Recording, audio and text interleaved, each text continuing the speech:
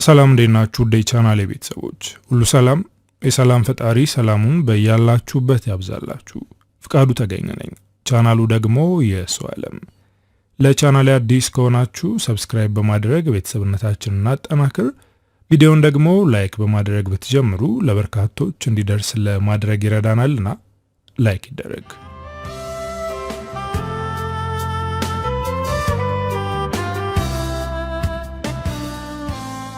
የከሰመች አበባ በእውነተኛ ታሪክ ላይ የተመሰረተ ከፊያሜታ አምሃ።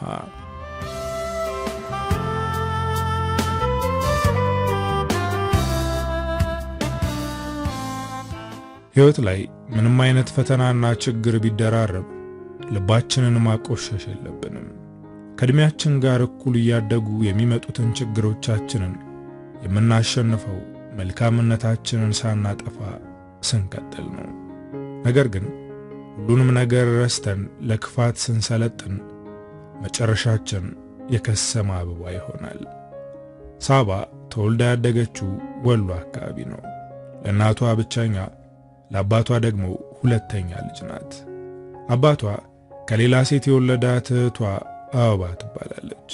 የሳባ እናት ስትሞት አበባንና እናቷን ወደ ቤት ይዟቸው መጣ። የአበባ እናት ዓይን ያወጣ ክፋት ባይኖርባትም በእያንዳንዱ ነገር ለልጇ ታዳላ ነበር። ይሄ ነገር ደግሞ ሳባን እንድታዘን ያደርጋታል።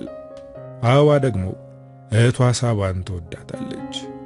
የአካባቢው ሰው ለሳባ በሐዘኔታ ከንፈሩን እየመጠጠ እናትሽን ብግና አድርገው ገደሏት፣ አሁን ደግሞ አንቺን ያሰቃዩሻል እያሉ ያዝኑላት ነበር። ይህን ነገር ሳባ አትፈልገውም። ቤት ውስጥ ያለው ነገር ምንም ያክል ከባድ ቢሆንም የሰፈር ሰው ግን እንዲያወራ አትሻም። ለሷ ያዘኑ ቢመስሉም ዙረው ሌላ ነገር እንደሚያወሩ ታውቃለች። ስለዚህ ያላት አማራጭ እነሱ የሚያወሩትን አለመስማት ነው። ለእነዚህ የሰፈር ወሬኞች ለወሬያቸው ሌላ ነገር ተጨመረ። እዛው ሰፈር ተወልዶ ያደገ አብሮ አደግ ጓደኛዋ የሆነው ዋሲውን ለሳባ ፍላጎት ነበረው። ይሸኛት ነበር። መንገድ ላይ ሲያገኛት አስቁሞ ያወራታል። ዋሲውን የሰፈር ሰው ምንም ቢያወራ ምንም አይመስለውም። ምክንያቱም እሱ ለእንደዚህ አይነት ነገር ግድ የለውም። የአካባቢውም ነዋሪዎች ይሄ ባለጌ ልጅ ይሉታል። እሱ ብዙውን ጊዜ ወደ አዲስ አበባ እየሄደን የሚያሳልፈው እናም የከተማ ዱርዬ ነው ይሉት ነበር። ሳባ ግን ከእሱ ጋር ማውራት ያስደስታታል። ምክንያቱም ስለ ከተማ ሴቶች በደንብ ይነግራት ነበር። እሷ ደግሞ ከዚህች የበሬ ግንባር ከምታክል ከተማ ወጥታ ሰፊ ከተማ መግባት ትፈልግ ስለነበር እንደዚህ ያለውን ነገር መስማት ያስደስታታል። አንቺ እንደ ከተማ ሴቶች ደልቶሽ ብትኖሪ በጣም ቆንጆ ነሽ፣ ደግሞ ትበልጫቸዋለሽ እያለ ያሞግሳታል። ሳባ ከተማ የመግባት ፍላጎቷ እየጨመረ ነበር። እናም ከዋሲውን ጋር ያላት ግንኙነት የጠበቀ ሆነ። ሰውም በቃ ይቺ ልጅ ዲቃላ ልትታቀፍ ነው ማለት ጀመረ። አንድ ቀን ጠዋት ራቅ ያለ ዝምድና ያላት የሰፈር ሴት ወደ ቤታቸው መጣች። ይቺ ሴት የመጣችው ስለ ሳባ ልታወራ ነው። የሳባ አባት ልጄ ምን ጥፋት አጥፍታ ይሆን እያለ ለመስማት ቋምጧል። በይ ንገሪኝ፣ ልጄ ምን አጥፍታ ማንን አስቀየመች?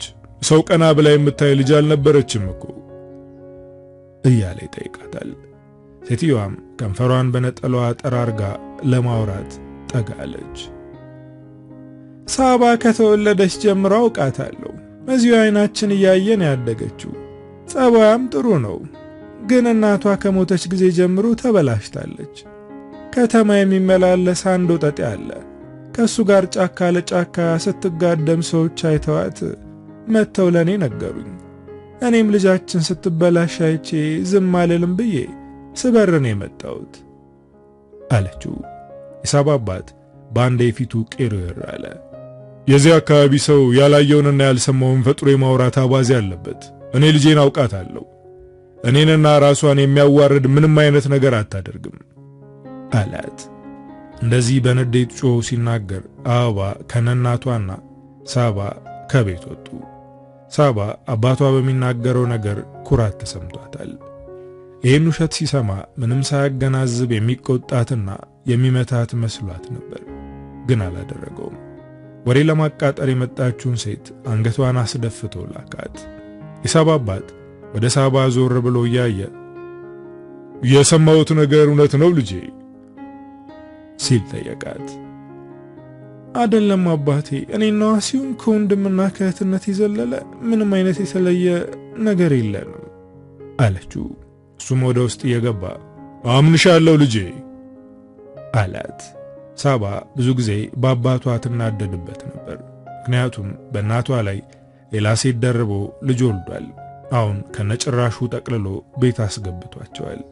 ግን ምንም ቢያደርግ አባቷ ነውና በሱ ላይ ምንም አይነት ቂም የለባትም። አበባ ግን እህቷ ከዋሲውን ጋር ምንም አይነት ግንኙነት የለኝም ማለቷን አላመነችም። በቀጥታ ጠየቀቻት። የሳባ መልስም እስካሁን ምንም የተለየ ነገር የለንም፣ ግን ከቅርብ ጊዜ ወዲህ የተለየ ስሜት እየተሰማኝ ነው። ከእሱ ጋር ሳወራ ውስጤን ደስ ይለዋል፣ ሳየው ልቤ ትርክክ ይላል። ይሄ ነገር በዚሁ ከቀጠለ ፍቅር ሳይዘኝ አይቀርም አለቻት።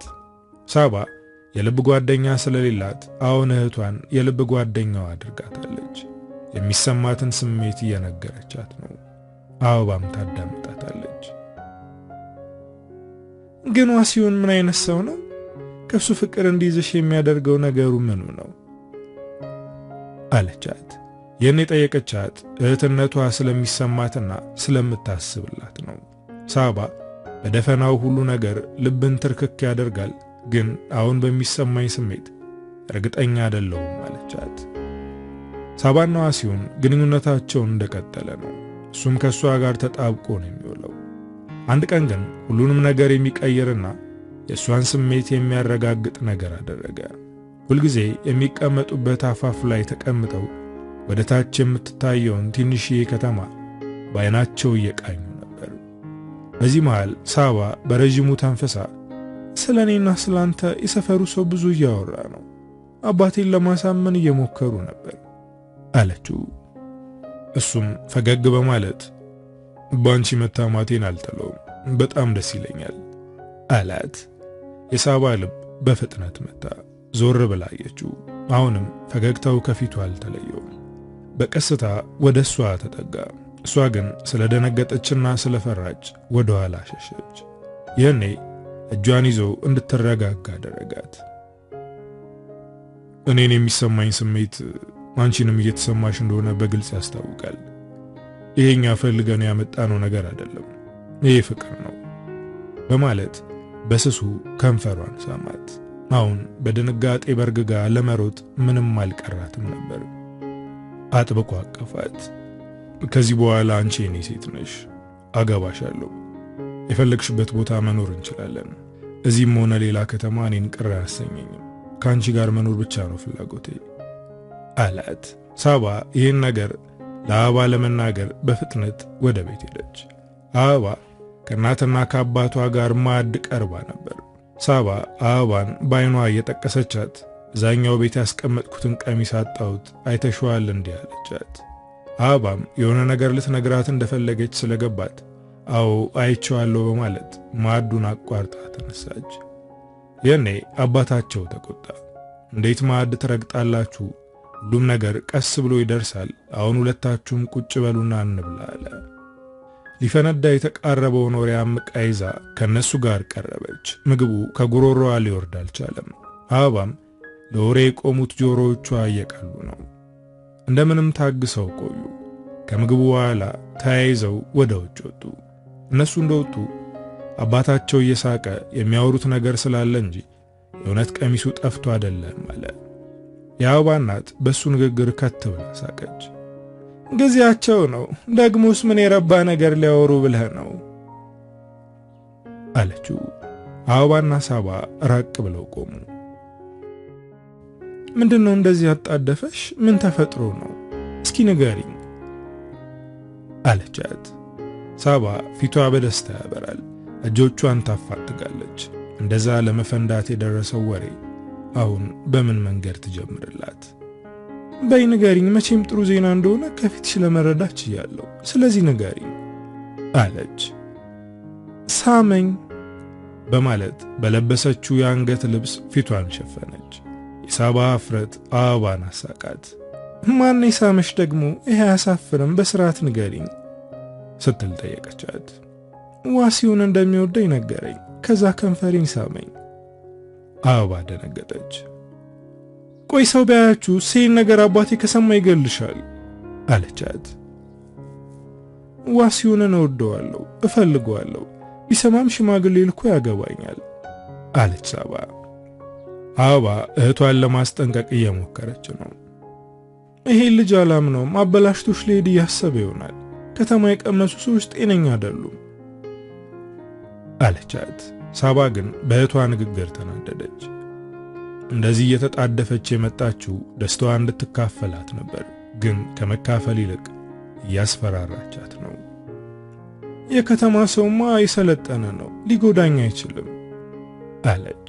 ሳባ ከዋሲውን መውደድ ባልተናነሰ ከተማ ትወዳለች።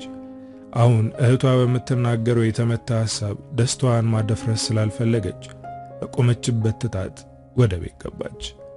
የዋሲውንና የሳባ ግንኙነት አሁንም በድብቅ ቀጥሏል። አበባም ተጠንቀቂ ማለቷን አላቆመችም።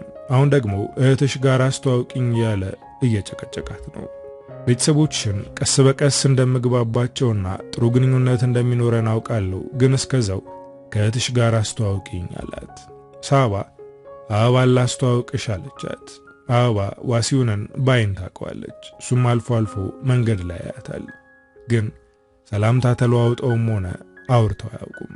አሁን ሳባ ልታስተዋውቃቸው ነው። ሁለቱ ወደሚገናኙበት ቦታ ይዛት ሄደች። ዋሲውን በፈገግታ ሰላም አላት። እህትሽ ስላንቺ ታወራለች፣ እህቴ ብቻ ሳትሆን የልብ ጓደኛዬ ጭምር ናት ትላለች አላት። አበባም ፈገግ ብላ አዎ እኔም ከሷ ውጪ እህትም ሆነ ጓደኛ የለኝም፣ እርስ በርሳችን እንደጋገፋለን፣ አንዳችን ለአንዳችን መከታ እንሆናለን፣ እህቴን ማንም እንዲጎዳት አልፈልግም አለችው። ይህ ንግግሯ አንተም ብትሆን እህቴን ከጎዳህ አልለቅህም ይመስላል፣ በጣም ኃይለኛ እንደሆንሽ ከንግግርሽ ማወቅ ይቻላል በማለት ለመቀለድ ሞከረ። አበባና ዋሲውን የተዋወቁት የዛ ቀን ነበር።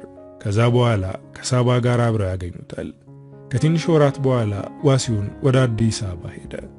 የሄደው ለአንድ ወር ቆይቼ እመለሳለሁ ብሎ ነበር፣ ግን ወራቶች ተቆጠሩ። ሳባ በናፍቆት ተሰቃየች። ሌሊት በህልሟ ይመጣል። ምግብ አልበላ አላት። ከቀልቧ መሆን አልቻለችም።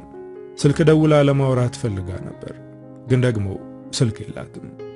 አበባም ስልክ እንዲኖራት ትፈልግ ነበር። ስለዚህ እንደምንም ብለው ስልክ ለማስገዛት አሰቡ። አባታቸውን ስልክ ካልገዛ ብለው ጉሮሮ ላይ ቆሙ። እሱም ከልጆቹ ጭቅጭቅ ለመገላገል ስልክ ገዛላቸው። መጀመሪያ ከመግዛቱ በፊት ለሁለታችሁ ከሆነ ትንሿን ነው የምገዛው፣ ትልቁ ከሆነ ግን አንድ ነው ብሎ አሳምኗቸው አንዱ ነው ትልቁ ይሻለናል ብለው ተስማምተው ነበር። ስልክ ቤት ሲገቡ ግን አባታቸው እየተማረረ ቢሆንም ሐሳቡን ቀይሮ ለሁለቱም ትልቅ ስልክ ገዛላቸው። የነሱ ሰፈር ውስጥ ይህን የመሰለ ስልክ የያዙት ጥቂት ሰዎች ናቸው። እነሱም ከተማ ቤተሰብ ያላቸው ስለሆኑ ነው። አበባና ሳባ ግን አባታቸውን የገዛላቸው። ሳባ የዋሲውንን ስልክ ቁጥር ከቤተሰቦቹ ተቀብላ ደወለችለት። በጣም ነበር የተገረመው። ለኔ ለመደወል ብለሽ አባቲ ስልክ እንዲገዛልሽ ያደረግሽ? ይሄ ለኔ ያለሽን ፍቅርና ፍላጎት ያሳያል። እኔም እኮ ስራ ሰርቼ ስልክ ገዛላታለሁ እያልኩ ያሰብኩ ነበር።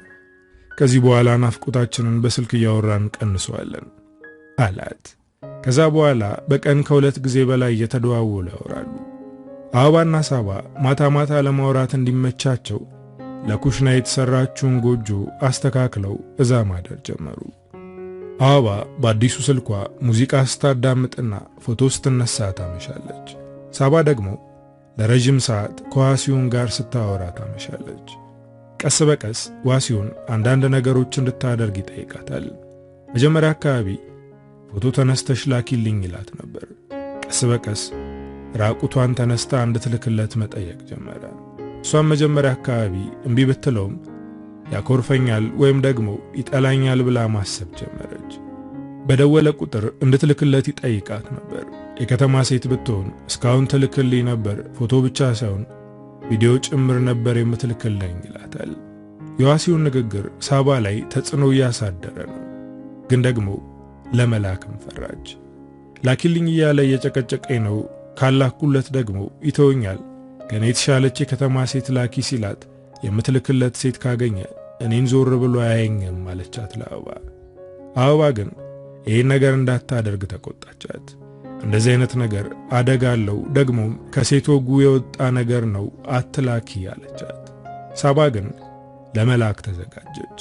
የራቁት ፎቶ ብቻ ሳይሆን ራቁቷን እየጨፈረች የሚያሳይ ቪዲዮ ላከችለት።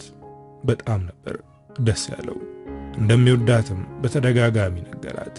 ከዛ በኋላ የተለያዩ የራቁት ፎቶና ቪዲዮ ትልክለታለች።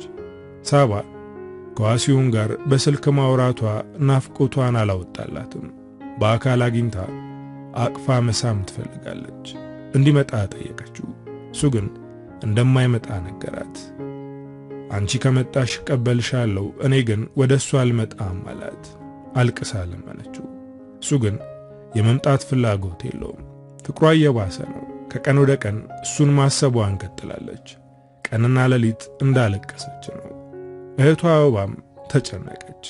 እሷ ሳታውቅ ለዋሲሁን ደውላ ለተወሰነ ቀን መተ ብትቆይ ጥሩ ነው፣ እህቴ ጥሩ ሁኔታ ላይ አይደለችም አለችው። እሱም ለአበባ የመለሰላት መልስ የምታስብላት ከሆነ ወደዚህ እንድትመጣ ሳመኛት አላት። ወይታዩ ወይም ደግሞ አንቺ ሄደሽ ጠይቂው አለቻት። ሳባ አሁን ውስጧ ተነሳሳ። ሂጄ ያለበትን ሁኔታ ያለው ናፍቆቴንም እወጣለሁ አለች። ለአባቷ ብትነግረው እንኳን ሊፈቅድላት ይቅርና ይህን ሐሳብ ስትነግረው ከቤት እንድትወጣ አያደርግም። ትሄዳለች ብሎ ስለሚፈራ በር ዘግቶ ነው የሚያስቀምጣት። ስለዚህ ያላት ብቸኛው አማራጭ እሱም ሆነ ሌላ ሰው ሳያውቅ ከዚህ መጥፋት ነው። ለዚህ ደግሞ ገንዘብ ያስፈልጋታል። ሳባ አባቷ የገዛላትን ስልክ ሸጠችው። ሴት ከወደደች ምንም ነገር ታደርጋለች የሚባለው እውነት ነው። ሳባ የምትወደውንና የምትፈራውን አባቷን ሳታስፈቅድ ስልኳን ሽጣ ወደ አዲስ አበባ ለመሄድ ተዘጋጀች። ራሽን ጠብቂ፣ ደግሞ ከዋሲሁን ጋር እንደተገናኛችሁ በሱ ስልክ ደውይልኝ አለቻት አበባ። ሳባ እህቷን ተሰናብታ ከቤት ጠፋች። አሁን እጇ ላይ ስልክ የለም። የዋሲሁንና የአበባን ስልክ ቁጥር በቃሏ ይዛለች። ለዋሲሁን በሌላ ሰው ስልክ እየደወለች ያለችበትን ሁኔታ ትነግረዋለች። ሳባ በድፍረት የአባቷን ቤትና ያደገችበትን ቀዬ ጥላ ጠፋች። የመጀመሪያ ፍቅር የውስጥ ማዕበል ነው። አፍቃሪው የሚሰማውን ስሜት ከማድረግ ውጪ ምንም ነገር አይሰማም። ማገናዘብ የሚባል ነገርም አይኖርም። የስብራትን ስሜት አያውቅም። ወይም ፍቅር ሲያቆስል ምን ያክል ህመም እንደሚሰማውም ስለማያውቅ የሚሰማውን ስሜት እየተከተለ ያደርጋል። ሳባም ልቧን ተከትለዋለች። ዋሲሁን ይጎዳኛል ወይም ያመንኩት ፍቅር ይሰብረኛል ብላ አታስብም። ብትሰበርም ህመሙ ምን ያክል ከባድ እንደሆነ ስለምታውቅ ምንም አይነት ጥንቃቄ አታደርግም። ሳባ ለፍቅር ብላ ወደማታቀው ሰፊ ባህር የሆነ ከተማ ሄደች። ስልክ ለምና ደወለችለት። እሱም መናኸሪያ ቆሞ ጠበቃት። ገና ከመኪናው ስትወርድ ነበር ያየችው። እጁን አጣምሮ እያያት ነበረ። ሳባ እንደ ሕፃን የያዘችውን ፌስታል ጥላ ወደሱ ሮጠች። አንገቱ ላይ ተጠመጠመችበት። የልብ ምቷ ከሱ አልፎ ለሱ ይሰማዋል። ዋሲሁንም አቅፎ ሰላም አላት። ፌስታሏን ይዞላት ወደ ጓደኞቹ ቤት ወሰዳት። እሱ የሚኖረው ከአጎቱ ጋር ነው። ወደ አጎቱ ቤት ሊወስዳት አይችልም። ያለው አማራጭ ከጓደኞቹ ጋር ማስቀመጥ ነው። ዳኜና ያዕቆብ ይባላሉ። አንድ ቤት ውስጥ ነው የሚኖሩት። ስራቸውም የቀን ስራ ነው። ዋሲሁን ቀን ሙሉ ያጎቱን ማከፋፈያ ሱቅ ሲጠብቅ ይውላል። ማታ ላይ ትምህርቱን ይማራል። ከያዕቆብና ከዳኜ ጋርም የተዋወቀው ትምህርት ቤት ውስጥ ነው። እነሱ የቀን ስራቸውን ሰርተው ከዋሲሁን ጋር የማታ ትምህርት ይማራሉ። አንዳንዴ ለቤት ክራይ የሚሆን ለትምህርት ቤት ብር ሲጎልባቸው ከአጎቱ ብር አንስቶ ይሞላላቸዋል። እነሱም ሰርተው ሲያገኙ ብሩን ይመልሱለታል። የሶስቱ ጓደኝነት ደስ የሚል ጥምረት ነው። ዋሲሁን ሳባን ወደ እነሱ ቤት ወሰዳት። ይዣት እመጣለሁ ብሎ ስለነገራቸው በአቅማቸው የሚችሉትን አዘጋጅተው ጠበቁት። ሳባ ዋሲሁን ብቻውን የሚኖር ነበር የመሰላት፣ ግን እሱ አጎቱ ጋር ነው የሚኖረው። ከወንዶቹ መሃል መሆኗ ምቾት አልሰጣትም።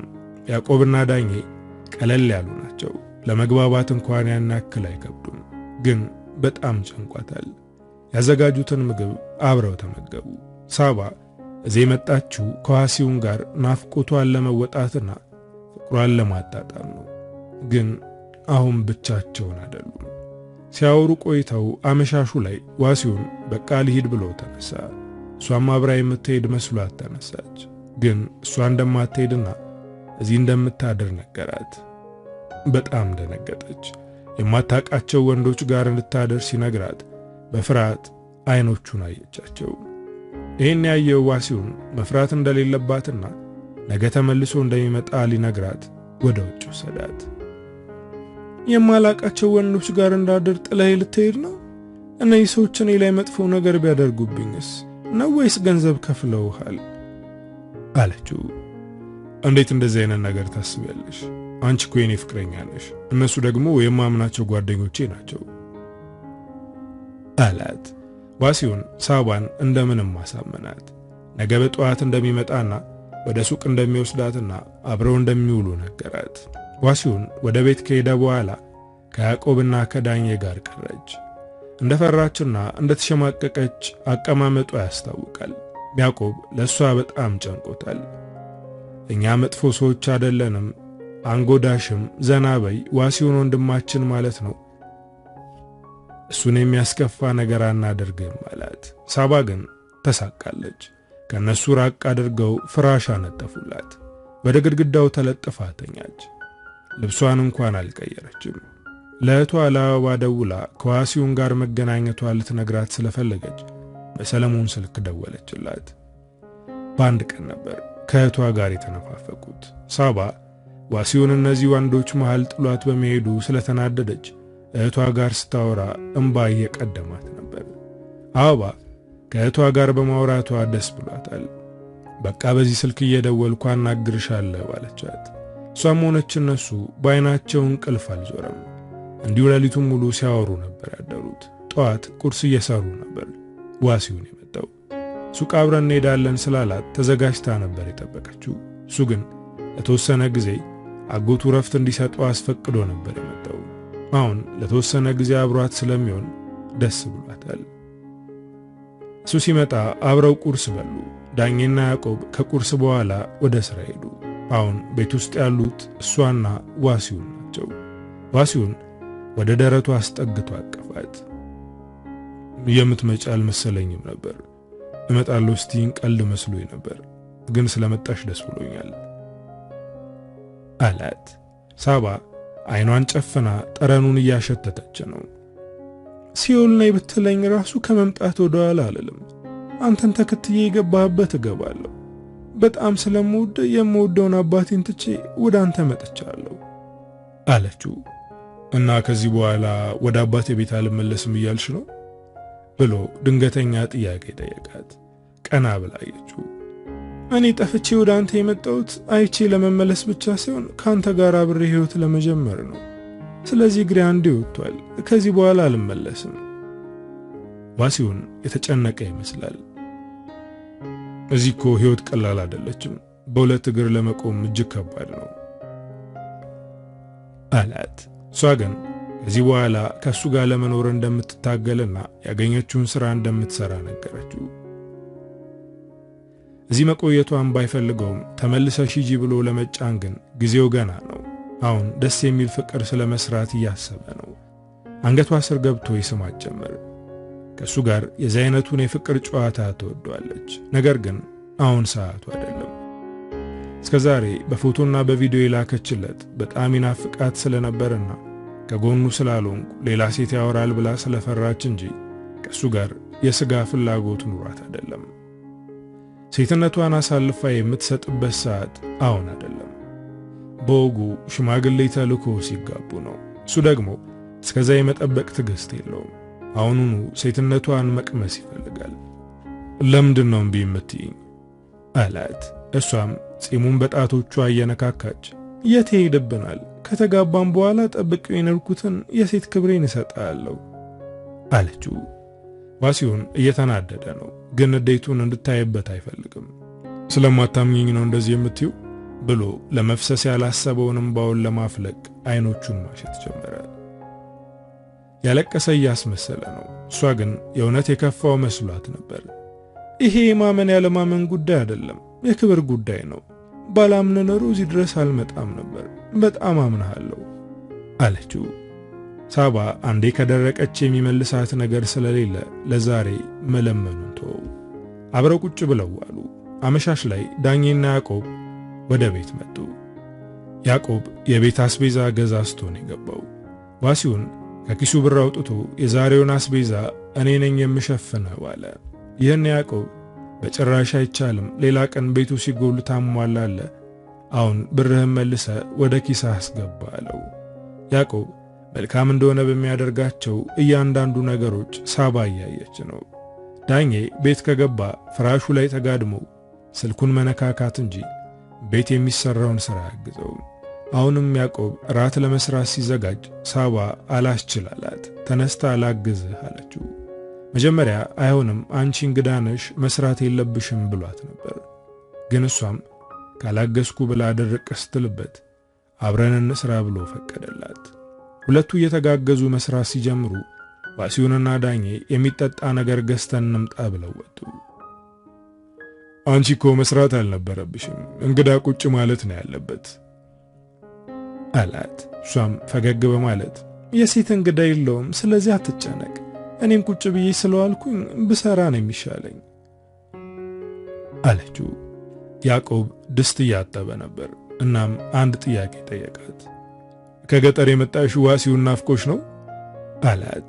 እሷም ስራዋን ሳታቆም እየሰራች አዎ ዋስዬ ናፍቆኝ ነው፣ ከዚህ በኋላ ከሱ ተለይቼ መኖር አልፈልግም፣ እዚህ መኖር ነው የምፈልገው፣ ይልቅ ስራ ፈልጉልኝ አለችው። የሚያጥበውን ድስት አስቀምጦ ቀና ብሎ አያት። እሱ በዚህ ሐሳብ ተስማምቷል ወይስ ገና ልትነግሪው ነው ሲል ጠየቃት።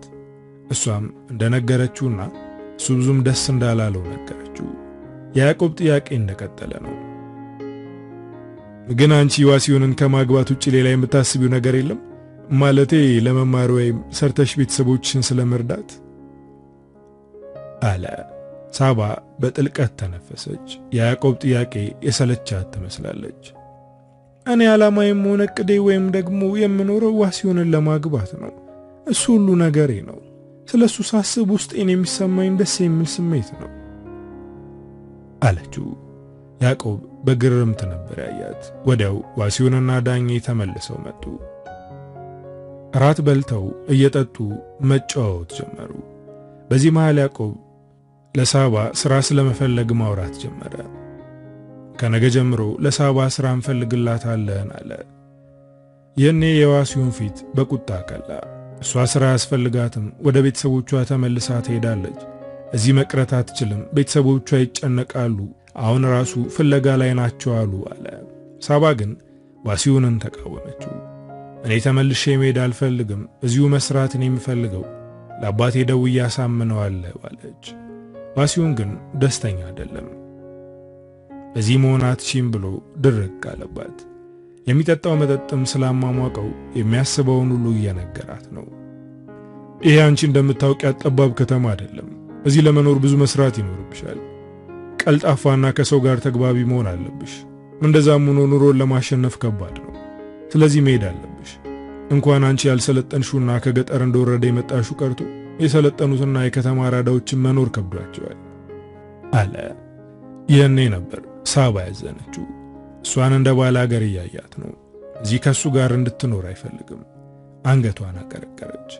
በዋሲውን ንግግር ዳኜ ሳቁን መቆጣጠር አቅቶት ከት ብሎ ሳቀ። ያዕቆብ ግን ሁለቱንም ባይኑ ተቆጣቸው። ሳባ ምንም ሳትናገር ከቤት ወጣች። ውጪ ጨለማ ነው። ለምን ከቤት እንደወጣች አታውቅም። ከዚህ መሄድ ፈለገች፣ ግን የት ትሄዳለች? ውጭ ላይ ቆማ ስቅስቅ ብላ ለቀሰች። ዋሲውን ተከትሎኝ መጥቶ ይቅርታ ይጠይቀኛል ብላ እየጠበቀች ነው። ግን እሱ ሳይሆን ያዕቆብ መጣ። ዋሴ በተናገረው ነገር ቅር ትሰኘሽ እንዴ አላት። እሷም እንባዋን ጠራርጋ ኧረ ቅር አላለኝም፣ የተናገረው እውነት ነው። እኔ በትምህርት ብዙም ያልገፋው ባላገር ሴት ነኝ። ይህ ሰፊ ከተማ አይሆነኝም፣ ነገውንም መለሳለሁ አለች። ያዕቆብ ድምፁን ዝቅ አድርጎ ምክርና ወንድማዊ ቁጣ አሳያት። እንደዚህ በትንሽ ነገር የምትደነግጪና የምታዝኝ ከሆነ የምትፈልጊውን ማድረግም ሆነ ማግኘት አትችይም። ሌላው ይቅርና የምትወጁ ሰው እንኳን ይንቅሻል። አንቺ ማድረግ የምትፈልጊውን አድርጊ። ማንም አቁሚ ስላለሽ ብቻ ማቆም የለብሽም። ዋሲሁንን የምትወጁ ከሆነ በራሷ የምትተማመንና በራሷ የመወሰን አቅም ያላት ሴት ሁኚ አላት። ሳባ በያዕቆብ ንግግር ተመስጣለች። ጆሮዋን ብቻ ሳይሆን ልቧንም ከፍታን የምታዳምጠው። የእሱን ምክር ሰምታ ወደ ቤት ተመልሳ ገባች። ዋሲሁንና ዳኜ እየጠጡ ካርታ ይጫወታሉ። ሳባ ምንም እንዳልተሰማቱና ከጎኑ ቁጭ አለች። ሌሊት ሙሉ ስታብሰለስል አደረችው። ጠዋት ያዕቆብና ዳኜ ለሥራ እንደወጡ ዋሲሁን ድጋሚ ለፍትወት ጠየቃት። ስሜቷን ለመቆጣጠር ሰውነቷን እያሻሸ ይሰማት ነበር፣ ግን እሷ ትታው ተነሳች። እኔ አሁን ይህን ነገር እንደማልፈልግ ነግሬሃለሁ። ለምንድን ነው የምትፈታተነኝ? ለምን ታስቸግረኛለህ? አለችው። ዋሲሁን በጣም ተናደደ። እና እዚህ ድረስ የመጣሽው ለመታቀፍ ብቻ ነው እንዴ? ለምንድነው ገገማ የምትሆኚው? እንደ ወጣት አስቢ እንጂ አላት። አሁንም ድጋሚ አሳዘናት፣ ግን ያዕቆብ ያላትን ነገር አስታወሰች። የትኛውም ወንድ እንዲወድሽ ከፈለግሽ በራሷ የምትተማመንና የምትወስን ሴት መሆን አለብሽ ያላትን አስታወሰች። ክብርን መጠበቅ ገገማና ባላገር ካስባለ፣ አዎ ገገማና ባላገር ነኝ። ደግሞ አንተ የምትፈልገውን የማድረግ ግዴታ የለብኝም አለችው። ዋሲሁን የሳባ ንግግር እንደ ንቀት ነው የቆጠረው። ምን አባሽ ነው ያልሽው? ብሎ በንዴት አፍጥጦ ወደሷ ተጠጋ። መንከባከቡ ቀረና ልትመታኝ ነው ማለት ነው? የፈለከው ገላይን እንጂ ፍቅሬን አይደለም አለችው። ቆጣ ብላ ስትናገረው ደነገጠ። ይህን የምልሽ ላንቺ በማሰብ ነው። እባክሽ በንቀት አትይብኝ። እኔ በጣም ነው የምወድሽ። ካንቺ አልፌ ስለ ቤተሰቦችሽ እጨነቃለሁ። ለዛ ነው ተመልሰሽ እንድትሄጂ የምጨቀጭቅሽ። ሌላው ነገርም ቢሆን ቀስ ብሎ ይደርሳል። አሁንም ሆነ ሌላ ጊዜ የኔው ነው አላት። በቃላት ሸንግሎ ድጋሚ ወደ እቅፉ አስገባት። ከትንሽ ሰዓት በኋላ ስልክ ተደወለለት። አጎቱ ስለፈለገው ቤት ና ተባለ። ሳባ ብቻዋን ቁጭ አለች። ያዕቆብና ዳኜ ይመጣሉ እያለች እየጠበቀች ነበር። በጠበቀችው ሰዓት ያዕቆብ ብቻውን መጣ። ዳኜ የሚሄድበት የግል ጉዳይ ነበረው። አሁን ሁለቱ ብቻ ናቸው። የሁለቱ ኮከብ ገጥሟል። እርስ በርስ ይግባባሉ። የምግብ ምርጫም ሆነ የቀለም ተመሳሳይ ምርጫ ነው ያላቸው። ለዋሴ ሰላም ማከር አልነግርሽም ብዬ አስቤ ነበር፣ ግን አላስቻለኝም። ትፈልጊው አትፈልጊው አላውቅም፣ ግን አንድ ስራ አግኝቼልሽ ነበር አላት። ሳባ በደስታ ዘለለች። ያዕቆብን አጥብቃ አቀፈችው። የሥራውን ምንነት ሳታውቅ በደስታ እየፈነጠዘች ነው። ሥራው ምን እንደሆነ እኮ አልነገርኩሽም አላት። እኔን የሚጎዳ ሥራ እንደማታመጣ አውቃለሁ። እንዳየው ነበር ልበቀና መሆንን ያወቅኩት አለችው። ያዕቆብ እንደማፈር ብሎ አንገቱን አቀረቀረ።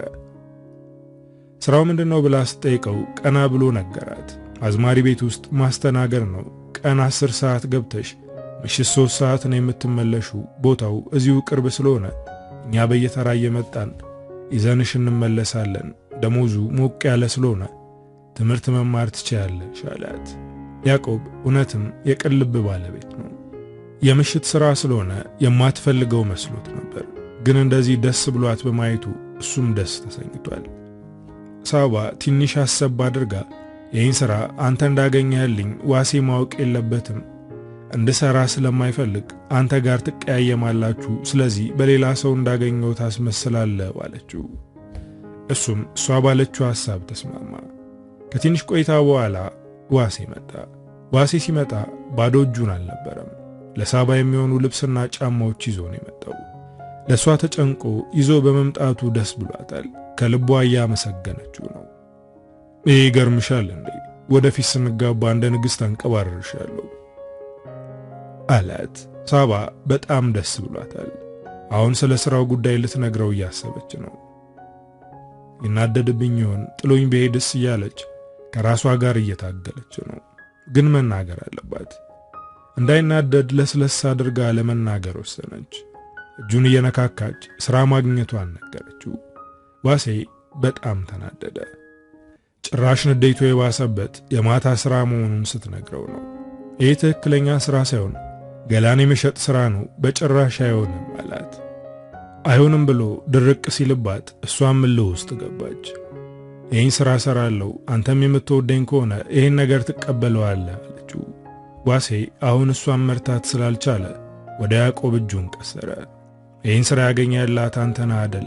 ይህ አንተ ሥራ ከሆነ መቼም ይቅር አልልህም ብሎ ጮኸበት። ሌላ ሰው ላይ ጣት መቀሰርን አቁምና ከጎን የሆነ አግዘኝ አለችው።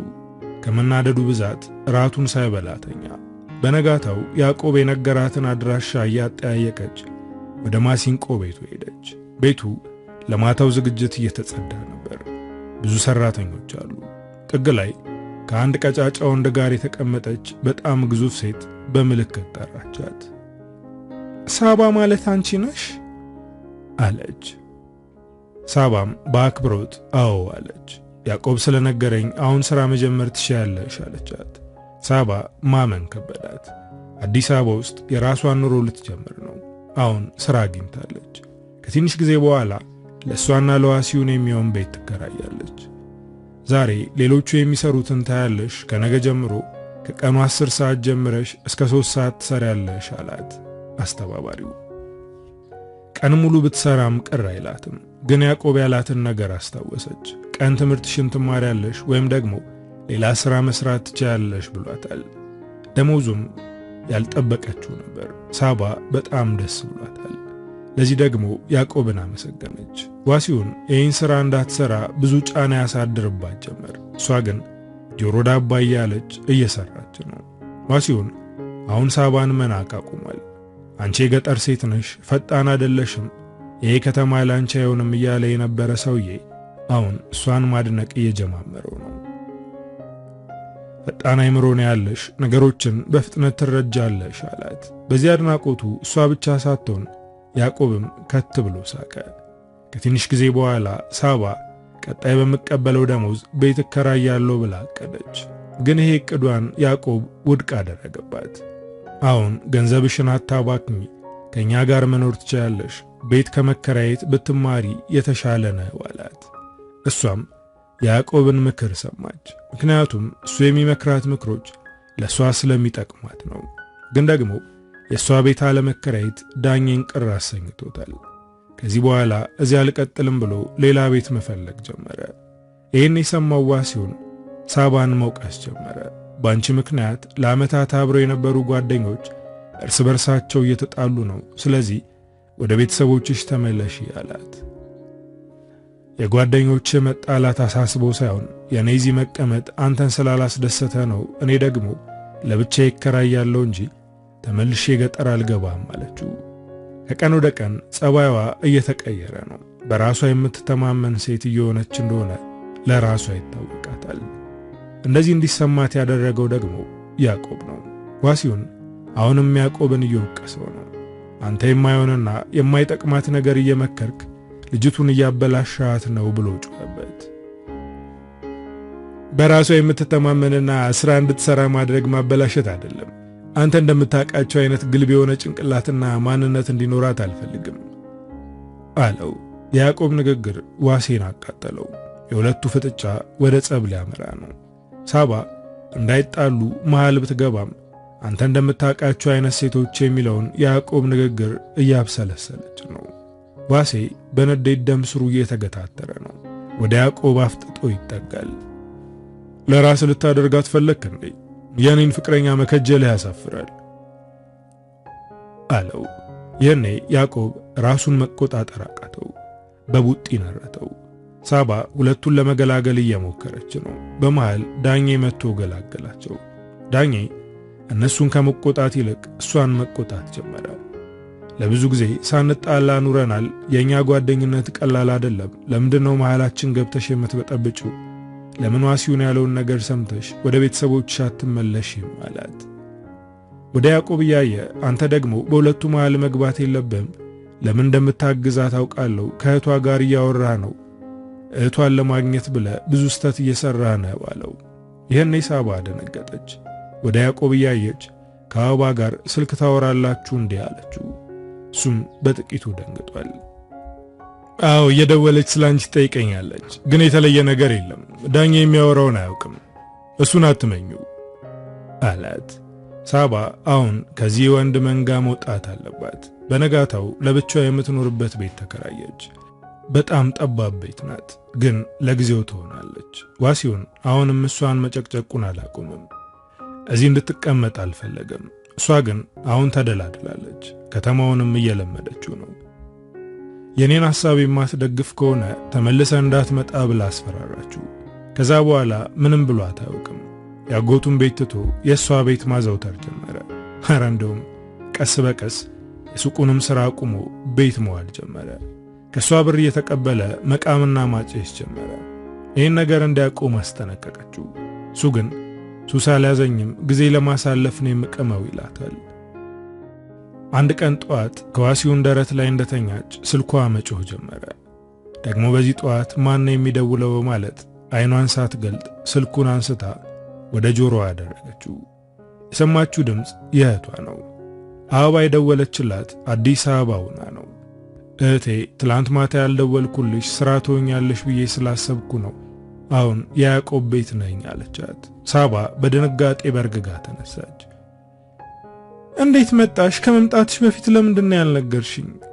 አለቻት። እህቴ ናፍቃኛለች ብዬ አባቴን አስፈቀድኩት፣ እሱን ፈቀደልኝ። ሳባ በእህቷ ተናዳለች። በፍጥነት ልብሷን መለባበስ ጀመረች። ዋሲውን ቀና ብሎ እያያት ነው። አሁን የት ለመሄድ ነው እንደዚህ የምትጣደፊው? አላት። እህቴን አመጣታለሁ፣ ደግሞ ለኔ ሳትናገር የመጣችበትን ጉዳይ ታስረዳኛለች አለች። እዚህ ጠባብ ቤት እንዴት ልንኖር ነው እሷን የምታመጫት? ይልቅ እዛው ከነ ያዕቆብ ጋር ትቀመጥ አላት። የዋሴ ንግግር የሚያስቀይም ነው። እንዴት እህቴን እንደዚህ ትላታለህ? እሷ እኮ እህቴ ናት። ሰው እንደሌላት የማታቀው ሰው ጋር መኖር አለባት እንዴ? ለዛውም ከወንዶች ጋር ምን አይነት ጨካኝ ነህ ብላ ተታወጣች። ወደ እነ ያዕቆብ ቤት ሄደች። ስትገባ ቁርስ እየበሉ ነበር። ያዕቆብ በድንጋጤ ብድግ አለ። ዳኜ ግን ምንም አልመሰለውም። እሷ ከወጣች በኋላ ቤት መከራየቱን ትቶ ተመልሶ እንደገባ ዋሲውን ነግሮት ነበር።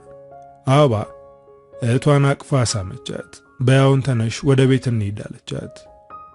ትንሽ ትቆይ፣ በኋላ እኔ ይዣት እመጣለሁ አለ ያዕቆብ። አበባም በያዕቆብ ሐሳብ ተስማማች። ሳባ ግን ተቆጣች። ከኔ ጋር ትመጫለሽ? ይሄ ሰው ቤት ነው፣ ማስቸገር የለብሽም፣ ወደ ቤታችን እንሂድ አለች። ያዕቆብም በቃ ሂጂ፣ ሌላ ቀን ትመጫለሽ አላት። የሳባ ቁጣና ንዴት አስፈራርቶታል። ሳባን እንደ ጦር ነው የሚፈራት። ያዕቆብ ከሳባ እየራቀ ነው። ምክንያቱም እሱ ከሷ የሚርቀው ዋሲውን እንዳይናደድበት ስለፈለገ ነው። ነገር ግን እሷ እሱን ስታየው የምታሳየው ቁጣና ጥላቻ ለምን እንደሆነ አልገባውም። እንኳን እሷም አይገባትም።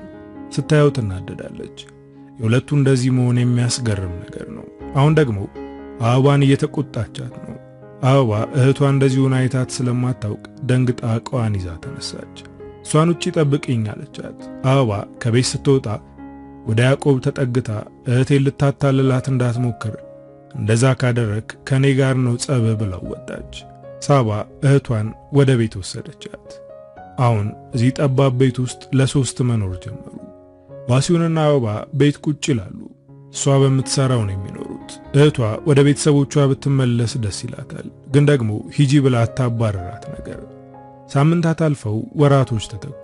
የጀመረችውን ትምህርት አቆመች፣ ምክንያቱም ወጪውን አልቻለችውም። ዋሲውን ሙሉ ለሙሉ ሱስ ውስጥ ገባ።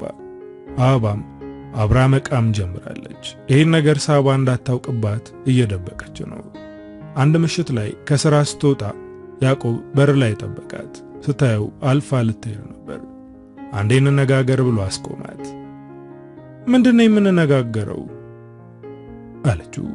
እሱም በረዥሙ ተነፈሰ። ቆይ ምንድነው የሆነው? እኔ ምን አድርጌሻለሁ? እህትሽን እኔ ማውራትም ሆነ መቅረብ አልፈልግም፣ ግን እሷ ከኔ ፍቅር ሳይዛት አይቀርም አለ። ይህኔ ሳባ እንደ ሳት ተንቦገቦገች። እህቴን አታለ ፍቅር ውስጥ አስገባት፣ አውቀህ ነው ያደረከው አለች። ሳባን ለማረጋጋት ሞከረ። በተደጋጋሚ ራሴን አጠፋለሁ እያለች ታስፈራራኛለች። እኔም እሷ እንዳትጎዳ ብዬ አወራታለሁ እንጂ ለሷ ምንም አይነት ስሜት ኑሮኝ አይደለም አለ። ሳባ አየር ወደ ውስጧ በመሳብ የጀመርከውን ነገር መጨረስ አለብህ። አጉል ተስፋ ሰጥተሃታል። ስለዚህ በዚህ ትቀጥላለህ አለችው። ያዕቆብ ደነገጠ።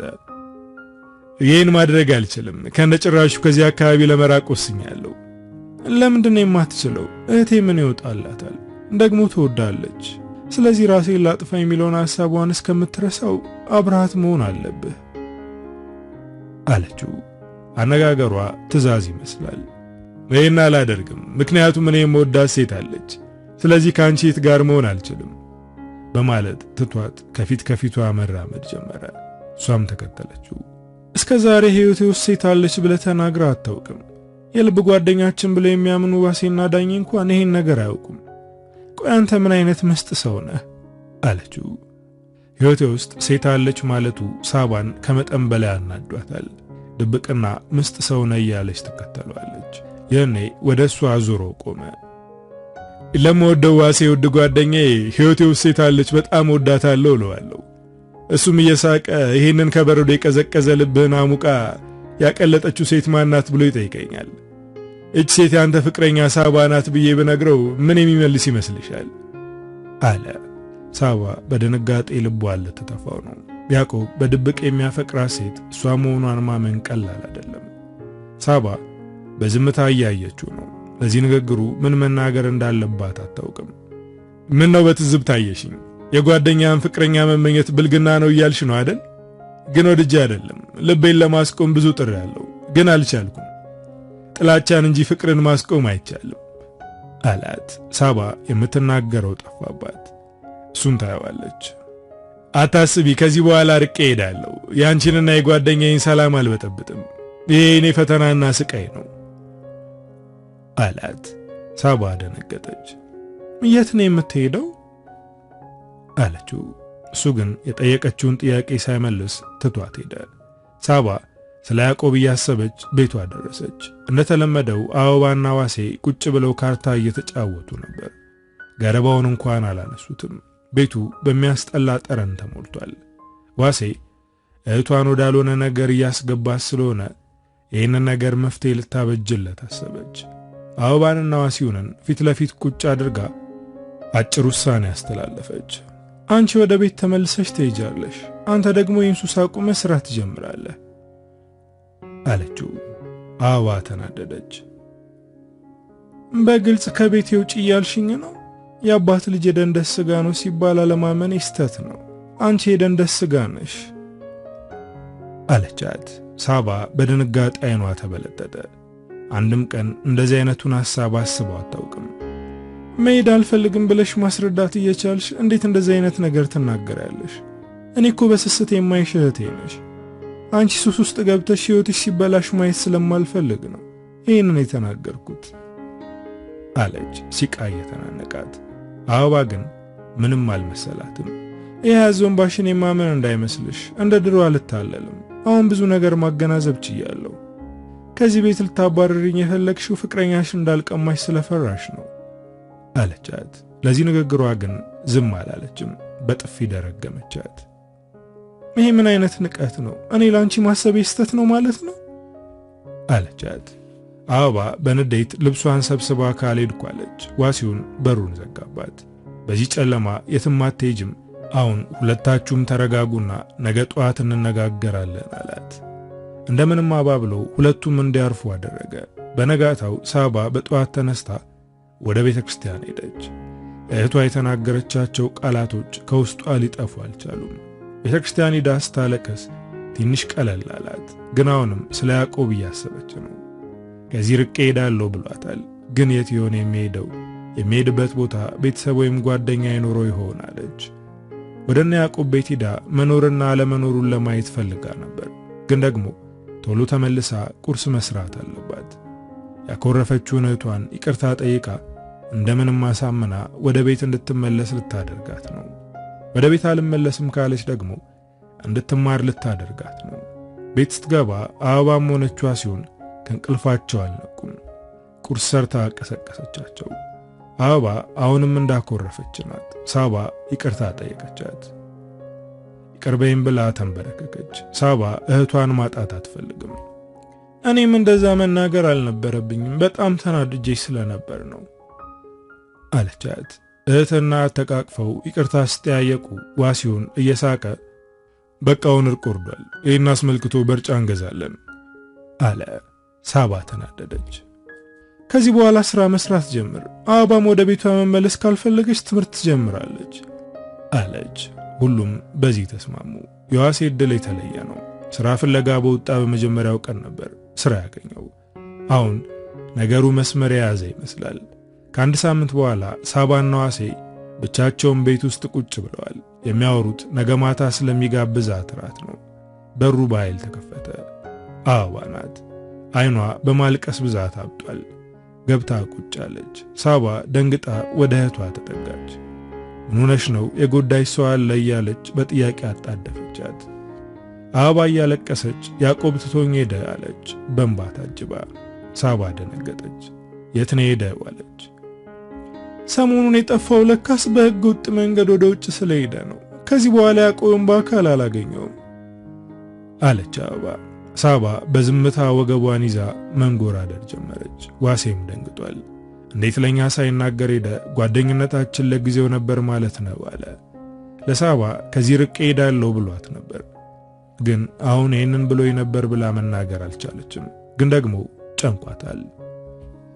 አበባ ማልቀሷን አላቆማለች። እኔ በጣም ወደዋለሁ፣ አፈቅረዋለሁ፣ የሄደበት ተከትዬ ሄዳለሁ አለች። ሳባ እህቷን እያጽናናች ነው። አሁን ተረጋጊ፣ ነገሩን እናጣራና ያዕቆብን በስልክ ታናግረዋለሽ። መቼም ሳይደውል ዝም አይልም፣ ስለዚህ ትንሽ እንጠብቀው አለቻት። ከዛ ቀን ጀምሮ ሳባም ጭንቀት ውስጥ ናት። ክፉ ነገር ይደርስበት ይሆን? ይህን ነገር እንዲወስን ያደረግኩት እኔ ነኝ። በሆነ ባልሆነው እየተቆጣሁት ብዙ ደግ ነገሮችን አድርጎልኝ ነበር። ምክሮቹ ናቸው በራሴ እንድቆም ያደረጉኝ። ታዲያ እኔ ደግሞ ምን አደረግኩ? እሱን እንደ ጠላት ማየት ጀመርኩ። ግን ለምን? ምን አድርጎኝ ነው እንደዛ ሳመናጭቀው የነበረው? እያለች ከራሷ ጋር መጣላት ጀመረች። ግን እንደዛ የሆነችበትን ምክንያት እሷ ራሷ አታውቅም። ስታየው ትናደዳለች፣ ካላየችው ደግሞ ይናፍቃታል። ጭራሻውን እንደሚያፈቅራት ተናግሮ እንዳለውም ርቆ ሄዷል። ምናልባት ከዚህ በኋላ አይመጣ ይሆናል። ስራዋን በትክክል እየሰራች አይደለም። አለቋ ሁኔታዋን ስላስተዋለች ጠራቻት። ምን ነው ችግር አለ እንዴ? ምን ሆነሻል? ሰሞኑን ከልብሽ ሆነሽ አትሰሪም አለች። ሳባም አንገቷን አቀርቅራ በጣም ይቅርታ፣ ሰሞኑን ጥሩ ስሜት እየተሰማኝ ስላልሆነ ነው አለቻት። እንደዛ ከሆነ ለ3 ቀን ረፍት ሰጥሻለሁ፣ ሄደሽ አረፍ በይ አለቻት። ሳባ የ3 ቀን ረፍቷን ተቀብላ በጊዜ ወደ ቤቷ ሄደች። ለቤት የሚሆን አንዳንድ ነገር ገዝታ ነበረ። በጊዜ ስለመጣች በሩ አልተዘጋም፣ ገርበብ ብሏል። ለመግባት ወደ በሩ ውስጥ ጠጋ። ውስጥ ላይ የሚወራው ነገር ጆሮዋን ያዛት። ያዕቆብ መጥፋት በጣም አስጨንቆኛል። ምናልባት የኔንና ያንተን ግንኙነት አውቆ ይሆን እንዴ አለች አበባ። ቢያቅም ለመጥፋት ምክንያት አይሆነውም። ምክንያቱም አንቺ ብቻ ነሽ የምታፈቅሩ፣ እሱ አያፈቅርሽም።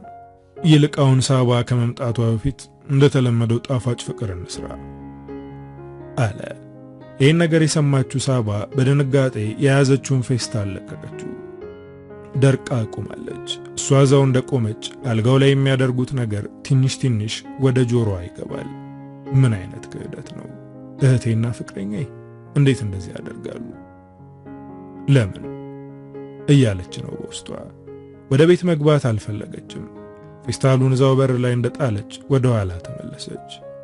የት እንደምትሄድ አታውቅም። የምትሄድበትም ቦታ የለም። ስልኳን አወጣች። ለማን እንደምትደውል አታውቅም። መልሳ አስገባችው።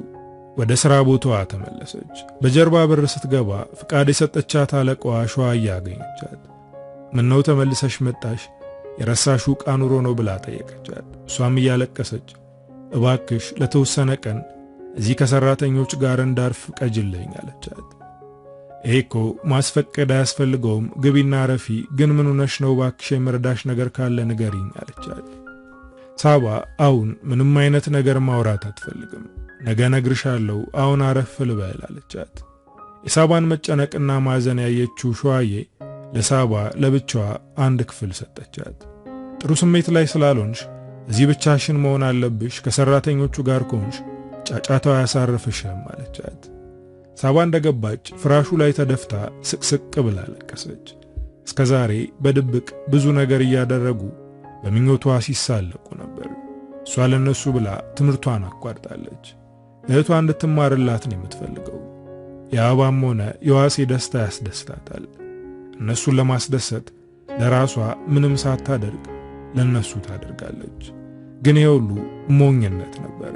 ሸዋዬ ወደ ውስጥ ገብታ ከጎኗ ቁጭ አለች። ምን ሆነሽ ነው ሳብዬ? አንቺ እኮ ያዕቆብ አደራዬ ነሽ አለቻት። እዚህ ስራ ያስገባት ያዕቆብ ነው። እናም ያዕቆብ አደራ ነው የምትላት ሳባ ማልቀሷን አላቆመችም። እንዴት ልንገርሽ እትዬ፣ ለነጋሪውም ለሰሚውም ያሳፍራል አለቻት። ሸዋዬ የሳባን እንባ እየጠራረገች በይ ንገሪኝ፣ መፍትሄ አናጣለትም አለቻት። ሳባ ነገረቻት። ወደ ቤት ስሄድ እህቴና ፍቅረኛ አንድ አልጋ ላይ ፍቅር ሲሰሩ አየኋቸው አለቻት። ሸዋዬ በጣም ደነገጠች። መድኃኔዓለም አባቴ ድረስ ምን አይነት ብልግና ነው አለች። ሳባ እህቷም ሆነች ዋሴ እንደዚህ አይነት ነገር ያደርጋሉ ብላ አስባ ስለማታውቅ በጣም ደንግጣለች። ሸዋዬ ሳባን አቀፈቻት። ታያታልቅሺ፣ እንኳንም ቶሎ ደረሽበት። ከእንደዚህ አይነቱ ወንድ ጋር ቤት መስርተሽ ልጆች ወልደሽ ቢሆን በጣም ትጎጂ ነበር። አሁን ገና በጊዜ ነው የደረሽበት። አሁን የምትጠነክሪበት ወቅት ነው። እንባሽን ጥረጊ። ከዚህ በኋላ እንዳታለቅሺ። እዚህ የኖርሽ መስራት ትችያለሽ። ማንም ሊጎዳሽ አይችልም። እኔ ከጎንሽ ነኝ አለቻት። ሳባ ሸዋዬን አመሰገነቻት። ይሄ ይቅር የማይባል ነገር ነው። በተለይ ደግሞ እህቷን ይቅር ማለት አትችልም። ሸዋዬ እንደወጣች ውጭ ላይ ድምፅ ሰማች። የሰማችው ድምፅ የዋሴ ድምፅ ነው። ይዛው የነበረውን አስቤዛ በር ላይ ጥላ ስለመጣች ያደረጉትን ሁሉ እንደሰማች ገብቷቸዋል። ሳባ ወደ በሩ በመሄድ ጆሮዋን ለጥፋ ማዳመጥ ጀመረች። ሳባን ፈልጌ ነበር አለ ሸዋዬ በንቀት እያየችው። ሳባ ለ3 ቀን ረፍት ወስዳ ሄዳለች። ምን ነው ወደ ቤት አልመጣችም እንዴ አለችው። መታ ነበር መሰለኝ፣ ግን የተሳሳተ ነገር ሰምታ እኔና እህቷን ትታ ሄዳለች አለ። የተሳሳተ ነገር ምንድን ነው? የሰማችውን ነገር ነግረሃለች እንዴ አለችው። ዋሴ በጭንቀት ፊቱን እየቧጠጠ ትቷት ወጣ። ምንም ያክል ብትወደውና ብታፈቅረው ይህን ክደት ሰርቶ ድጋሚ አብረው ልትሆን አትችልም። ሳባ በዚህ ሰዓት ስለ ያዕቆብ እያሰበች ነው። አሁን እዚህ ቢሆን ለሁሉም ነገር መፍትሄ ይኖረው ነበር። ፊት ለፊት ያለውን ጨለማ ብርሃን ያደርግልኝ ነበር እያለች ታስባለች። ግን አሁንም የነገራት ቃላቶች ልቧ ውስጥ አሉ። ምንም ነገር ቢገጥምሽ ጊዜያዊ ነው። የሚገጥምሽ ፈተናዎች እንደ ብረት ያጠነክሩሻል። አንቺ ማድረግ የምትችይውን አድርጊ፣ ከዛ በኋላ ሁሉም ነገር በራሱ ይስተካከላል ይላት ነበር። አሁንም ሳባ ለ3 ቀን ያክል እረፍት ወሰደች። ራሷን አበረታች። ጠንካራውና ስራዋን ጀመረች። ሸዋዬ ሳባ ድጋሚ በአዲስ መንፈስ ወደ ሥራ መመለሷን ስታይ ደስ አላት። በጣም ጠንካራ ሴት እንደሆንሽ አውቃለሁ፣ ጎበዝ አለቻት። ሳባ ፈገግ በማለት ሁሉም ነገር ጊዜያዊ ነው፣ ይህም ስቃይ ያበቃል አለቻት። በነጋታው ወደ ቤት ሄደች። የሄደችው ምንም እንዳልተፈጠረ አብራ ለመኖር ሳይሆን ልብሶቿን ለማምጣት ነው። በሩን ሳታንኳኳ ከፍታ ገባች። ሁለቱም ቆዝመው ተቀምጠው ነበር። ድንገት እሷ ስትገባ በድንጋጤ ተነስተው ቆሙ። ዋሲውን ወደ ሳባ እየተጠጋ ተመልሰሽ እንደምትመጪ ታውቆኝ ነበር። አንቺ ክፉ አይደለሽም፣ ፍቅራችንን አትረግጩም። የሰማሽው ነገር የተሳሳተ እንደሆነ እንደሚገባሽ አውቅ ነበር አላት። ሳባ ከት ብላ ሳቀች። የሰማሁት ነገር የተሳሳተ አልነበረም። አፈቅረህ ነበር። ላንተ ብዙ ሆኛለሁ፣ ለመሆንም ዝግጁ ነበርኩ። አንተ ግን ከገዛሃቴ ጋር እየተጃጃልክ ነበር አለችው። ወደ አበባ ዞር ብላ በማየት በጣም እወድሻለሁ፣ አሁንም ቢሆን እህቴ ነሽ፣ ግን ከዚህ በኋላ ዓይንሽን ማየት አልፈልግም። አሁን ልብሴን ይዤ እወጣላችኋለሁ ብላ ልብሷን መሰብሰብ ጀመረች። ዋሲውን ተንበርክኮ እያለቀሰ ለመናት። እባክሽ ትተሽኝ አትሂጂ፣ በጣም አፈቅርሻለሁ እያላት ነው። እሷ ግን አልሰማችውም። የሚያስፈልጋትን ነገር ይዛ ለመውጣት ወደ በሩ ስትራመድ እንደዚህ የለመንኩሽ ትተሽኝ የምትሄጂ ከሆነ ጉድ ነው የምሰራሽ አላት። እሷም መለስ ብላ በቁጣ ከዚህ በላይ ምን አይነት ጉድ ነው የምትሰራኝ? ምንም የምታደርገው ነገር የለም አለችው። እኔ ልትተይኝ አትችይም። መቼም ቢሆን ከኔ ተለይተሽ ሌላ ህይወት እንድትጀምር አልፈቅድልሽም። እጄ ላይ ያለው የአንቺ የራቁት ፎቶና ቪዲዮ ሶሻል ሚዲያ ላይ ይለቀቃል። ያን አባትሽም ሆነ በዙሪያሽ ያሉ ሰዎች እንደ ቆሻሻ እያዩ ትተውሽ ይሄዳሉ አላት። ሳባ ደንግጣለች፣ ግን ይህን ድንጋጤና ፍርሃት እንዳያልፈቀደችለትም። የፈለከውን ነገር ማድረግ ትችላለህ ብላ ወጥታ ሄደች። አሁን ሸዋዬ የሰጠቻት ክፍል ውስጥ እየኖረች ስራዋን መስራቷን ቀጥላለች። ስትታይ ሁሉንም ረስታ እየኖረች ነው የሚመስለው፣ ግን አይደለም። ውስጧ አዝኗል፣ ልቧ ተሰብሯል። ዋሲውን በየጊዜው ስራ ቦታዋ ድረስ እየመጣ በእንባ ይቅርታ ይጠይቃታል። እሷ ግን ይቅርታ ልታደርግለት አልቻለችም። አንድ ቀን ጠዋት ሸዋዬ ወደ እሷ መጣች። ሳብዬ ትልቅ እንግዳ እየጠበቀሽ ነው አለቻት። ማን እንደመጣ ለማየት ጓጉታ በፍጥነት ወጣች። ሳባ እሷን ፈልጎ የመጣውን እንግዳ ስታይ ደነገጠች። የመጣው ሰው አባቷ ነው። አንገቷን አቀርቅራ ፊት ለፊቷ ቆመች። ምን ነው ልጄ አትስሚኝም እንዴ? ወይስ አልናፈኩሽም አላት። አባቷ እንደዚህ ሲላት አቀፈችው። የአባቷ አቅፉ ስትገባ እንባዋን እንደ ጉድ አወረደችው። አባቴ ይቅር በለኝ አለች። ልጄ ሁሉንም አውቃለሁ፣ ከእህትሽ ጋር ያለውንም ችግር ሰምቻለሁ አላት። ወደ ውስጥ ይዛው ገባች። ልጄ እህትሽ ደውላ አስታርቀኝ አለችኝ። በመሃላችሁ የገባውን ሰውና የሰይጣን አስወጥታችሁ እናንተ እህትማማቾቹ ናችሁ እንድትቀጥሉ ነው የመጣሁት አላት። አባዬ ለእህቴ ደስታ ብዬ የኔን ደስታ መስዋዕት አድርጌያለሁ። እሷ እንድትጎዳ አልፈልግም፣ ግን ይህንን ክደት ይቅር ልላት አልችልም አለችው። የሳባ አባት ልጁን አስተውሎ ሲያት እጅግ መሰበሯን አየ። ከዚህ በላይ ሊጫናት አልቻለም። እሺ ልጄ፣ ንዴቱ ሲበርድልሽ የሚሆን ነገር ነው፣ አትዘኚ አላት። የዛን ቀን ከአባቷ ጋር ጥሩ ጊዜ አሳለፈች። በሁለተኛው ቀን ተለያዩ። አሁን ትንሽ ጭንቀቷ ቀለል ብሎላታል። ከትንሽ ወራት በኋላ ደግሞ ጭንቀቷን የሚያቀልላትና የችግሯ መፍትሄ የሆነው ያዕቆብ ስልክ ደወለላት። ድምፁን ስትሰማ በጣም ነበር ደስ ያላት፣ ግን አሁንም ተነጫነጨችበት። በጣም ክፉ ነህ፣ እንዴት ትተኸኝ ትሄዳለህ? ብዙ ልታስተምረኝ የሚገቡ ነገሮችን ሳትጨርስ እንዴት ታመልጣለህ? አለችው ሲቃ እየተናነቃት። እሱም በረዥሙ ተንፍሶ ሕይወትሽን እንዳልበጠብጠው ነው የሄድኩት፣ ያንቺን ደስታ ላለማፍረስ ነው ያመለጥኩት አላት። ምናለ ያን ያፍርሰው ቢሆን፣ ምናለ ቀድመ ነገሩን አደበላልቀው ቢሆን አለች። ያዕቆብ የተፈጠረውን ነገር ከዳኜ ሰምቷል። ለዳኜ ስደውልለት እኮ የሆነውን ሁሉ ነገረኝ። ለዛ ነው የደወልኩት። አሁን እንዴት ነሽ? በጣም አዘንሽ እንዴ? በጣም ተሰበርሽ? አላት። እሷም ያመቀችውን የህመም እንባ ዘረገፈችው። ከያዕቆብ ጋር ለረጅም ጊዜ አወራች። እሱም ተስፋ የሚሰጡ ቃላቶችን ይነግራታል። ከዛ ጊዜ በኋላ በስልክም በቴሌግራምም ማውራታቸውን ቀጠሉ። የግንኙነታቸው እያደገ ሄደ። እሷም ከስብራቷ እያገገመች ነው። እሱም በፍቅር ልቧን እያለሰለሰው ነው። አሁን አንድ ነገር አላት። እሱ ወደሚኖርበት ወደ ዱባይ እንድትሄድና እዛ አብረው እንዲሰሩ ነገራት። ይህን ነገር ለመቀበል ፈራች። ከሀገር መውጣቱና ከእሱ ጋር መቀራረቡ ያስፈራል። አዲስ ነገር መጀመር ያስፈራል፣ ግን ደግሞ የተሻለ ነገር ለማግኘት አዲስ ነገር መሞከር አለብሽ። ያዕቆብ ላንቺ መልካም ነገር ነው የሚያስበው፣ ሊጎዳሽ አይችልም አለቻት ሸዋዬ። ሳባ አሁን ድፍረቷን እያሰባሰበች ነው። እንደምንም ለመሄድ ወሰነች። ከመሄዷ በፊት አባቷን ማግኘት አለባት። ከሱ ምርቃት ያስፈልጋታል። ለአባቷ የሚለበሱ ልብሶችንና ጫማዎችን ገዝታ ወደ ቤት ሄደች። ስትሄድ አባቷ ብቻውን ነበር የሚኖረው። ደነገጠች። የአበባ እናት የት ሄዳ ነው አለችው። አባቷ አንገቱን አቀርቅሮ ከተለያየን እኮ ቆየን፣ እሷ እኔን የፈታችኝ አበባ ወደ አዲስ አበባ የመጣች ጊዜ ነው። ሁለቱም እኔም ባዶ ቤት ትተውኝ ሄዱ። እሷ ሌላ ወንድ አግብታ እየኖረች ነው። አበባ ወደ አንቺ ስትመጣ ትደውልልኝ ጀመር፣ ይቅርታም ጠየቀችኝ። ከዛ በኋላ ብቻዬን ነኝ የምኖረው አላት።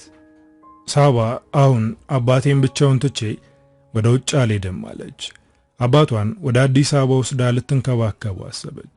አባቷ ግን የኖርኩበትን ቀይ ትቼ የትም አልሄድም፣ አንቺ ሂጂ፣ ስራሽን ስሪ፣ ሕይወትሽንም ቀይሪ፣ በምትችይው ታግዥኛለሽ አላት። ሺ ብላ ለመሄድ ከብዷት ነበር፣ ግን በአንድ ነገር ተስማሙ። የምትንከባከበው ልጅ ፈልጋ አመጣችለት። ይቺ ልጅ ታዳጊ ናት፣ እየተማረች እሱን ትንከባከባለች። ሳባ ውስጧ ባይረጋጋም በጥቂቱ አረፍ ብላለች። አበባ ይህን ሁሉ ጉድ እያወቀች እንዴት እንዳልነገረቻት ገረማት። እህቴን አላውቃትም ነበር፣ እንደኔ መልካም ነገሮችን የምታስብ ትመስለኝ ነበር አለች። ሳባ በአጭር ጊዜ ወደ ዱባይ በረረች። ለዋሲውንም ሆነ ለአበባ ምንም የነገረቻቸው ነገር አልነበረም። ያዕቆብ በደስታ ተቀበላት፣ ስራም አገኘላት። ሳባ አሁን ከያዕቆብ ጋር ደስ የሚል ሕይወት መኖር ጀመረች። ለአባቷ እየደወለች ጠይቀዋለች፣ የሚያስፈልገውንም ታደርግለታለች። ያዕቆብ ይህን ስም የሌለው ግንኙነታቸውን ስም ሊሰጠው አሰበ። ደስ በሚል ሁኔታ ነበር የጋብቻ ጥያቄ ያቀረበላት። እሷ ግን አሁንም ዋሴ የሰባበረው ልቧ ብዙም አልዳነም። ይህን ለማድረግ የቸኮልን አልመሰለህም አለችው። በሌላ በኩል ደግሞ ያዕቆብን እህቷ ስለምታፈቅረው ውስጧን እየረበሸው ነው። ከእሷ በምን ተሻልኩኝ፣ እሷ የምትፈልገውን ወንድ ማግባት አግባብ አይደለም እያለች ከራሷ ጋር እየተጨቃጨቀች ነው። እንደውም ዘግይተናል፣ ይህን ነገር ማድረግ የነበረብን ያኔ ነበር። ሁለታችንም የተሳሳተ ቦታ ላይ ስንሰቃየ ነበር። አሁን ግን ትክክለኛው ቦታ ላይ ነን። እመኝኝ፣ ደስተኛ አደርግሻለሁ፣ የተጎዳውን ልብሽን ጠግነዋለሁ አላት። ሳባ ያዕቆብን ለማግባት ተቀበለችው። ይህን ነገር ለአባቷ ደውላ ነገረችው። አባቷም ደስተኛ ሆነ። ሰርጋቸውን አገር ቤት ሲገቡ ለማድረግ ተስማምተው ስራቸውን ቀጠሉ። ሁለቱም በትጋት ነበር የሚሰሩት። ሰርተው ወደ አዲስ አበባ ተመለሱ። እንደመጡ ብሩን ሳያጠፉ ቤት ገዙ። ያዕቆብ መንጃ ፍቃድ ስለነበረው ታክሲ ገዝተው እሱ ይሰራበት ጀመረ። እሷም የ6 ወር የምግብ ዝግጅት ተምራ ትልቅ ሆቴል ውስጥ መስራት ጀመረች። ነገሩ ሁሉ ተስተካከለ። አሁን መጋባት ብቻ ነው የቀራቸው። ትልቅ ዝግጅት አይፈልጉም። የእሱ አባትና የእሱ እናት ወንድም እንዲሁም በቅርቡ ያፈሯቸው ጓደኞቻቸውን ብቻ ጠርተው ለመተዋወቅ አሰቡ። ለዚህም ትንሽ ዝግጅት አዘጋጁ። እንግዶቻቸውንም ጠርተው ዝግጅቱ እንደ ነገ ሊሆን እንደ ዛሬ ግን አንድ ነገር ተፈጠረ። የያዕቆብ እህትና ወንድም ደውለው አንመጣም፣ አንተም ያችን ቅሌታም ሴት አታገባም አሉት። ደነገጠ። በተመሳሳይ ሰዓት የሳባ ጓደኞች ደወሉላት። ሶሻል ሚዲያ ላይ የተለቀቀውን ጉድ አይተሻል አሏት። ሳባ ሶሻል ሚዲያ ላይ ስትገባ ዋሲውንና አበባ ቁጭ ብለው ስለተለቀቀው ቪዲዮና ፎቶ እየተነተኑ ነው። የተለቀቀው ቪዲዮና ፎቶ የሳባ ነው። ከዓመታት በፊት ማለትም ከዋሲውን ጋር በፍቅር በነበረችበት ሰዓት የምትልክለት የራቁት ፎቶና ቪዲዮ ነው። ደነገጠች። የያዕቆብን ፎቶ በጎን አድርገው ይሄ ደግሞ የጓደኛውን ፍቅረኛ ሊገባ የተዘጋጀ ነው እያሉ ቁም ስቅላቸውን ያበሏቸዋል። ሳባ በአፍረት ተሸማቀቀች። ቀና ብላ የያዕቆብን ፊት ማየት አልቻለችም። ያንቺን ሳይሆን እነሱን ነው ሊያሳፍራቸው የሚገባው። ስለዚህ አንገትሽን ቀና አድርጊ፣ ይሄ ነገር ተፈጠረ ብለን መጋባታችንን አናቆምም፣ ዝግጅቱን እንቀጥላለን፣ የሚመጣ ይምጣ፣ የማይመጣ ይቅር አላት። አባቷን ለማየት ፈርታለች። እስካሁን ነግረውት ይሆናል አለች። በቃ እሱም አይመጣም እያለች ነው። የዝግጅቱ ቀን ግን አባቷ መጣ። አንገቷን አቀርቅራ ነበር የተቀበለችው። ባይሰማ ነው እንጂ ቢሰማ ኑሮማ አይመጣም እያለች ታስባለች። አባቷ ጭንቅላቷን ቀና እንድታደርግ አደረጋት። ልጄ፣ የሰው ልጅ ዕድሜው እየጨመረ በሄደ ቁጥር ፈተናዎቹም እየከበዱ ይሄዳሉ። ስለዚህ ያለው አማራጭ መጠንከር ብቻ ነው። ሁሉም ነገር ጊዜው ነው። ይህም አልፎ ሌላ ችግር ይገጥምሻል አላት። አባዬ ምን ልትል ፈልገህ ነው? የሆነውን ሰማህ እንዴ? በሰው ፊት አንገት አስደፋው አይደል? በጓደኞች ፊት አሳፈርኩ አለችው ሲቃ እየተናነቃት። ልጄ፣ ማንም ምንም ቢል እኔ የቀኝ አዝማች እንደሻው ልጅ ምንም አይመስለኝም። ጉድ አንድ ሰሞን ነው። ባንቺ ኮራለሁ። የኔ ልጅ ጠንካራና ሩሩ ናት። አንቺን ከመውደዴ ማንም አያግደኝም አላት። ሳባ በደስታ ሲቃ አባቷን አቀፈችው። አባቷና ያዕቆብ ከጎኗ ከሆኑ ስለሌላው ግድ የላትም። ያዕቆብ እህትና ወንድሞች ቢቀሩም ዝግጅቱ አልቀረም። ባልና ሚስት ሆኑ። ቀስ በቀስ እነሱም መጥተው ከሷ ጋር ተነጋገሩ። አባቷ ጉድ አንድ ሰሞን ነው ከትንሽ ጊዜ በኋላ ይረሳል ያላት እውነቱን አገኘችው። የሷ ሕይወት በፈተናዎች አልፎ ሲስተካከል የእህቷ አበባ ሕይወት ግን ባጭሩ ተቀጨ። ከዋሲውን ጋር አብረው ሆነው የእህቷን ሕይወት ለማበላሸት እየሰሩ ነበር። ብዙ ነገሮችን አድርገዋል፣ ግን አልተሳካም። በቪዲዮ መለቀቅ የሁለቱ ግንኙነት የሚያበቃ መስሏቸው ነበር፣ ግን ምንም አልተፈጠረም። ጭራሽ ፍቅራቸውን እያጠነከሩላቸው ነው። ሁለቱም አለመግባባት ውስጥ ገቡ። እሷ ይህ እንዲሆን ምክንያቱ አንተ ነህ፣ እህቴንም የምወደውንም ሳያጣሁት ባንተ ነው ትለዋለች። እሱም ሳባን ያጣሁት ባንቺ ምክንያት ነው ይላታል። በዚህ አለመግባባት ጭቅጭቅ ይፈጠራል። በዚህ ምክንያት ጸባቸው ወደ ዱላ ያመራል። በዚህን ጊዜ ዋሲውን በንዴት አንገቷን አንቆ ይገላታል። የወጣቷን አበባ ሕይወት የቀጠፈው ዋሲውን ለማምለጥ እንኳን አልሞከረም። ፖሊሶች በቀላሉ ያዙት። ሳባ እህቷ ላይ ብትናደድም መሞቷን ስትሰማ በጣም አዘነች። አስክሬኗን ይዛ ወደ ገጠር ሄደች። ከአባቷ ጎን ቁማ ቀበረቻት። የክፉ ሐሳብ ባለቤቶች መጨረሻቸው ይሄ ነው። ምንም ነገር ቢበደሉና ቢፈተኑ ቅልብ ያላቸው ሰዎች ደግሞ መጨረሻቸው ያማረ ነው። መልካም ማሰብ እየተቻለ ክፋትን መለማመድ ዋጋ ያስከፍላል። አበቃው። ከፊያሜታ አምሃ።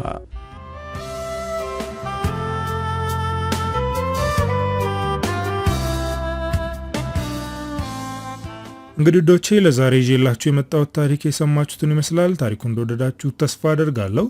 ሐሳብ አስተያየታችሁን ጻፉልኝ። በቀጣይ በሌላ ስራ እስክንገናኝ ሀገራችንን ሰላም ያደርግልን። ቻው።